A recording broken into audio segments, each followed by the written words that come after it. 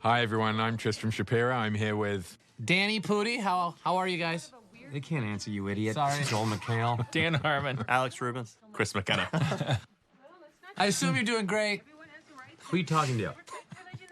This is a lot of people's favorite episode. We're very, very proud of it. Rock this out of the park. Alex Rubens, one of the many new community writers. I don't want to diminish his role in this, but you were handed a meticulously outlined story by McKenna, right? I'm nodding. Can they see that on the? Ask Danny. He's They the one. can He's feel the it, one in Alex. contact They can with them. feel it. Well, Dan Harmon can feel and this. the rest of the staff. But I remember breaking this. It was watching. It was like watching Tom Cruise in Minority Report with like Dan with like cards doing this whole thing of like, oh, what are these secrets that are going to come out? And And then a script rolled out on a wooden ball. But this is you know, when you watch an episode like this and you go, why can't they all be this good? You're right. Why can't they? because Donald See? left. Damn it. And how important is this fat drunk jerk that whose name I keep reading on salon.com or whatever? Yes, no. This episode is pure horsepower. This is a staff of writers who are handed a really well structured bottle episode, and the outlining process was really Post-it notes on a wall, and we just kept reordering them.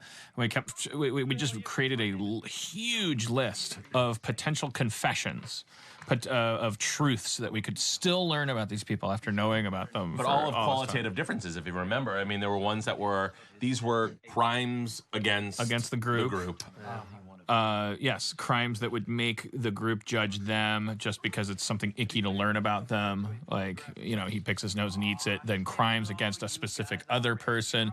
We kept just experimenting with all the different categories and redefining things, and that was a bulk of the work. We were so lucky that McKenna early on was really, really focused on this story, and then handed Rubens, the draft writer, got to go home for an a Emmy. week. I handed you an Emmy, basically. No, but it was one of these things where it was like I was so busy, we were all so busy, and I was like, Rubens, we need this script in 3 days, and I don't have time to write it. Can you just go off and write it?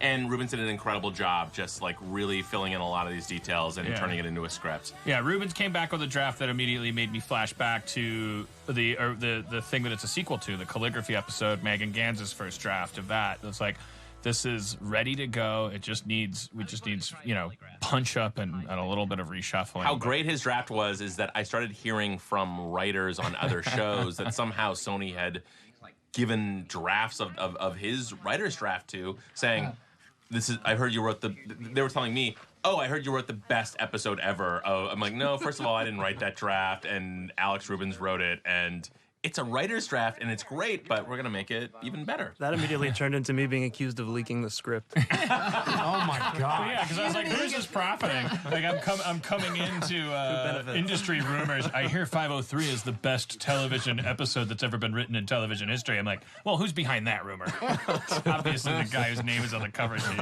Walton Goggins here, of course. Well, which is interesting because Great Walton Goggins. we couldn't even get Jason Biggs, third season. And this is our third episode that we shot for a season. And Walton Goggins we got. And because we needed this guy who was this cipher, this stand-in for Pierce. And here we got Walton Goggins, and it was like, oh my God. And this began this incredible, well, not only, we had Jonathan Banks and John Oliver, obviously, who are going to be guest stars in the show, but then this began this incredible in terms of great guest stars for the season. Keep it frosty, ladies. Well, what's so nice about him coming in and doing this, which is, you guys have told me that you really missed writing for Chevy, not Chevy per se, but the character. You know, and you really missed. So that's what's so great for me in this episode is, hearing Chevy coming through loud and clear. Yeah. Through, and he did a great job doing that. But it was. Yeah. His ghost is in the room, and I hope that he understands that. I mean, I remember getting a text from him I think he might have found out that technically what we did is kill off his character, as if that was kind of a fuck you. It coincidentally happened. I remember you and I just sat down at the parlor, and then it was like 6 o'clock on the East Coast, and suddenly you got a text from him. Yeah. During the airing of this. So it seemed like maybe he had gotten wind that his character had been killed off, a la Charlie Sheen and 2.5 Men or something, that it was a similar thing where it was like, fuck you, your character's dead. Not at all. I mean, your character can't come back. I don't know what happened. I don't care. It's none of my business, but your character can't come back. This was really a Valentine as a backbone. This is, in that sense, a sort of sequel to Dungeons and Dragons in the second season and stuff like that. Like, the character of Pierce was so important.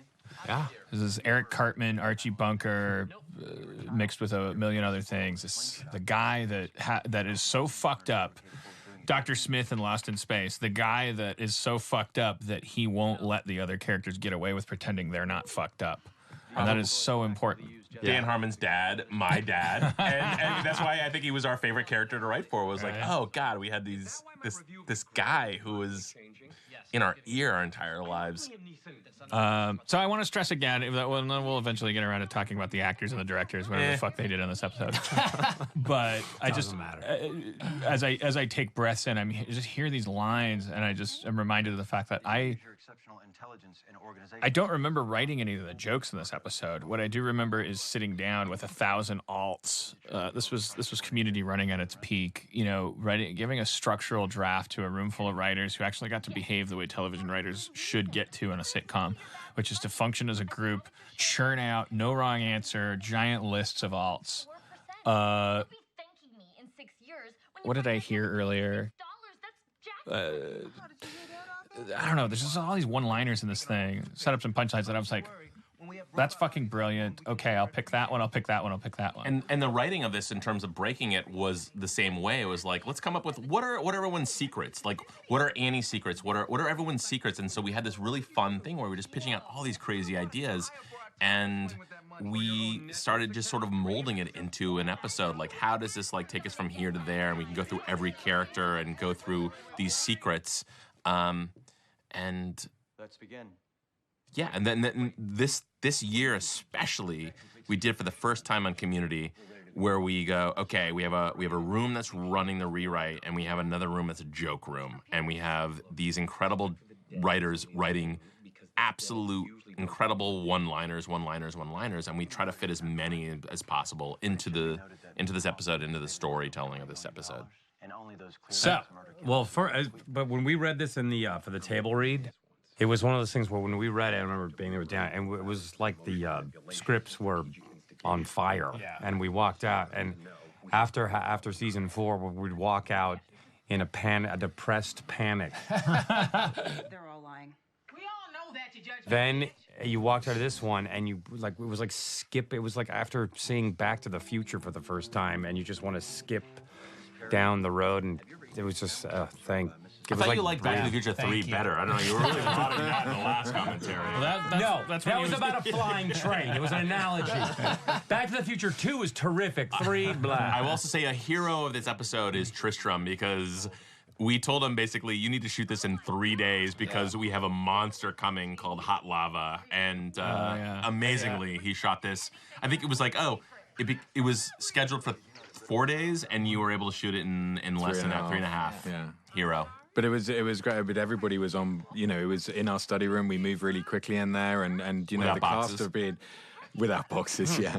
And the cast were just all on point. Just really great and nailing everything. And we moved very quickly. And Walton had a yeah. huge amount of dialogue that he just killed. And the nicest guy in the world, right? Like, he came up and was so appreciative. Like, again, it could have been one of these things where, like, as an actor, you learn, better be nice to the writer, But he was so complimentary about it all. Like, he just loved it and had so many. You want to make sure he was getting it right. Oh, yeah. We got a couple different speeds on him, I remember, as we're going through it, right, Alex? Like, we were, like, getting him doing different like speeds of stuff, and whether he was like being more in his own voice, being more antagonistic, or pressing. But I don't know. He was just like a machine. He was in the corner, like between takes, just constantly like rehearsing by himself and giving himself pep talks. And so while we're sitting at the table, you'd see him in the corner just being like, "Come on, Goggins! Come on, Goggins!" But it was awesome watching him work. He was so funny. He's one of those actors, like all you guys are. You just want to do it better. You just want to do it better, and you don't want to accept that what we're happy with is the best. And that's really nice to work with. Okay, good. God damn it, I miss Donald. I know, so much. I love that Walton says a bed. Yeah. Yeah. And I don't know, was that something that we told him to do, I think or was so. he? We told him to say A. You did? Yeah, Okay. yeah, that's brilliant. So I guess when I say I love that he says that, I'm saying Does I love anyone that we remember told him. the name of the young lady at the lie detector? Leslie Cena? I'm not sure how to pronounce the last name. Yeah, She did a great job. Yeah, she was perfect. I was so dry. I think she was. I think she was recommended by some of the people on the writing staff that like worked with her, like at UCB or something. Yeah, I know she's a UCB person, and yeah, Leslie Cena. Everyone in the group so that you would know where they are at all times. Yes. Okay, you guys are changing your faces. Are you mad at me or hungry? there's a million ways to fuck up standing in the background of a scene. There's so few ways to do it right. Yeah, It's you'd be shocked at how much you can derail a scene by being a person that the camera cuts to every once in a while that has to cock an eyebrow or say one line. Well, as Mish Hurwitz said for the Meow Meow Beans commentary, you'll listen to later.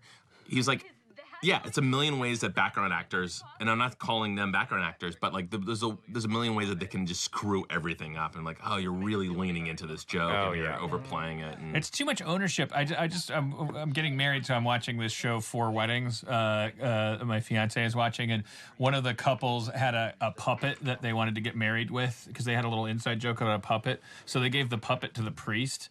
And he put the puppet on his hand and he brought it out, and then he was doing this shtick with the puppet.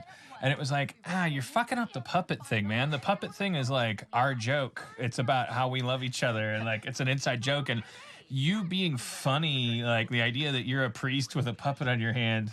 Does that make sense? Is that an analogy? Yeah, it does. What is that show? Where is that? Yeah, what show If is you're in the this? background of a is this? scene, What- it's a reality show called 4 Weddings. 4 women go to each other's weddings and then judge each other's weddings. It's kind of amazing. I'm immediately addicted to it. wow, women judging other people's weddings. Yeah, well, it's like, hey, this is what you've been eating for 60,000 years. Like now, finally, someone's feeding it to you. Are they It's all in great. each other's weddings, or is it? Yeah, they all go to each other's weddings. Judge each other's weddings. But Community's also a great show. Care about people at all, Abed? Answer on the polygraph.